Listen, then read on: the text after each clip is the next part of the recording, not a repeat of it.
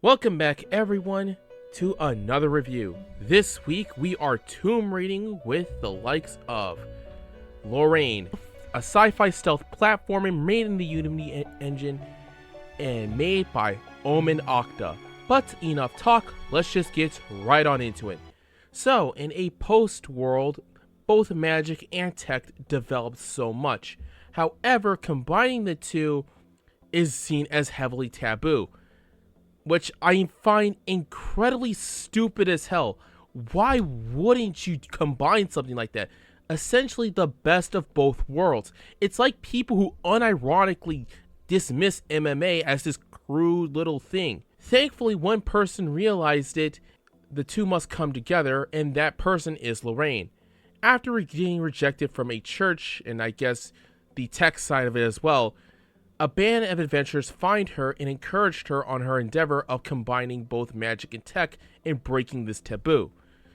Over time, she became a great adventurer, thief, with the help of some training and, well, her getting better at making things with both magic and tech. You go through the 4 main temples in this game, and depending on how well you played the game or how is your perversion, you could potentially find the Emperor's brother and make a magical technical utopia.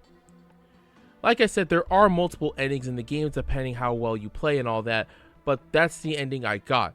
Now, this game is a very simple plot, but there are research notes that flesh it out a little, either about the temples or the world itself, which I like. And perhaps we can get to know a little bit more about Lorain, like how she made that suit, or during her training, why didn't she learn how to fucking fight? Don't worry, we'll get to that later. Now, let's talk about the overall look. I think the game looks great. No, the game does look great. The animations in this game uses a lot of skeletal animations, which actively butters my toast very, very well. Lorain herself looks very great, and you can also get cosmetic items to change her how you see fit, mainly from collecting the in-game collectibles, those gems. The music and sound design are pretty okay, they pass the good. The factory level has this atmospheric, light industrial type of music. The ice world just kind of got graded unless we got to the lab world, which was a nice break from it. I love the Sky Temple theme, despite everything else. And the last level is not that bad either, emphasizing the more video gaming aspects of Lorain. Now, the sound effects are mainly stock. The one thing I do like about the factory level is that you can hear footsteps if you're somewhat close enough. Honestly, I'm surprised that the dev hasn't committed to that bit yet. But I guess corners need to be cut, because I'm assuming this game was only made by one guy, so yeah.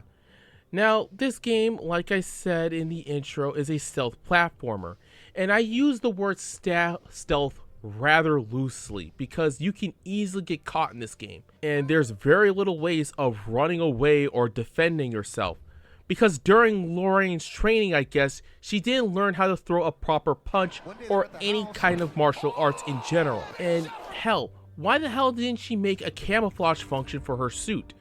And don't even give me that bullshit about the whole hard to see when invisible thing. This is a fucking magi-tech world, damn it.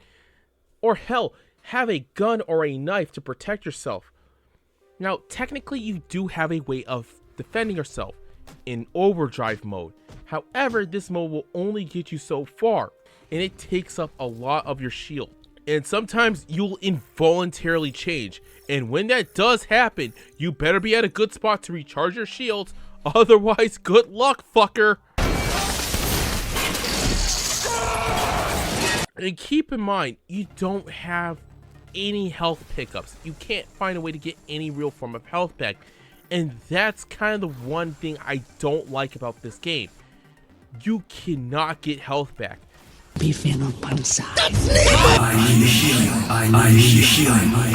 Now granted, when you do dive, your progress does get saved, which is fine. But that won't mean shit when it comes to some of this game's level design. This game wants to fucking crush, burn, breeze and stab you with thorns and spikes.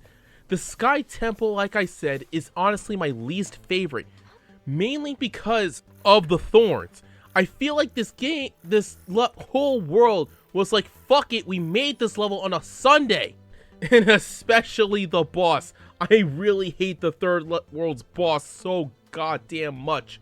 Because fuck it, this was made on a Monday night at 3 a.m. Speaking of bosses, I kind of enjoyed them. My favorite one is easily the twins ones when you get the wall jump, where you have to at least bait one of them to get into an electric current. I kind of like the first boss as well, where you have to get the slime into a dehydrator. Why can't every boss be like that? I feel like this game borrows some of the best aspects of the game's inspiration, such, I'm guessing, like Super Meat Boy, the Thief series, Kincaid, and probably others. But due to the level design of like the final two worlds, actually no, it's just the Sky Temple that just pisses me off. Especially with this game's having no health pickup, it's not really that fun. I have to dock those kinds of points. Honestly, I feel like this game is kind of like you're on a relaxing drive, and halfway through you see a bunch of potholes, spikes, hot tar, and fucking rioters, with your house being at the end. But enough of me talking about the Seattle roads. Honestly, this game is a pretty decent time, just the third temple just sucks balls. I do somewhat recommend it, but only if you have the endurance for it. But until then everyone, good night and good luck. If you enjoyed this video, please like this video, comment your thoughts, and subscribe to the channel. If you wish to see Overlord's whereabouts and artwork, be sure to go to his X/Twitter, Pixiv, Blue Sky, or even DeviantArt. If you wish to support the funding for this channel for bigger projects, be sure to commission him through Ko-fi or buy some merch at City Wave Plaza.